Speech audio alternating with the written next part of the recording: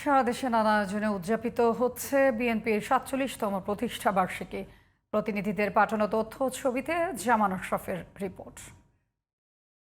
বাংলাদেশ জাতীয়তাবাদী দল বিএনপির প্রতিষ্ঠাবার্ষিকী উপলক্ষে নারায়ণগঞ্জে আলোচনা সভা, শোভাযাত্রা সহ বিভিন্ন কর্মসূচি পালন করেছে বিএনপি ও এর অঙ্গ ও সহযোগী সংগঠনগুলো।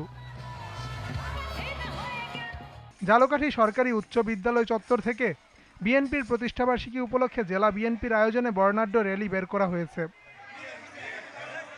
বিএনপির প্রতিষ্ঠাবার্ষিকীতে যশোরে গাছের চারা বিতরণ করেছে ছাত্রদল। বর্ণাঢ্য র্যালি, সাংস্কৃতিক অনুষ্ঠান, বৃক্ষরোপণ অভিযান, মৎস্য অবমুক্তকরণ, ফ্রি মেডিকেল ক্যাম্প ও ক্রীড়ানুষ্ঠানের আয়োজনের মধ্য দিয়ে রাজশাহীতে উদযাপন করা হয়েছে বিএনপির প্রতিষ্ঠাবার্ষিকী। আনন্দ র্যালি ও আলোচনা সমাবেশের মধ্য দিয়ে বরগুনায় বিএনপির ৪৭তম প্রতিষ্ঠাবার্ষিকী পালিত হয়েছে।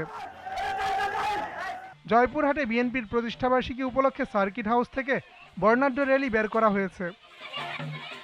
বর্ণাঢ্য শোভাযাত্রা, আলোচনা সভার মধ্য দিয়ে চুয়াডাঙ্গায় বিএনপির প্রতিষ্ঠাবার্ষিকী উদযাপিত হয়েছে। ঝিনাইদহ বিএনপির উদ্যোগে এক বর্ণাঢ্য র্যালি করা হয়েছে। জামান আশরাফ, জিটিভি নিউজ।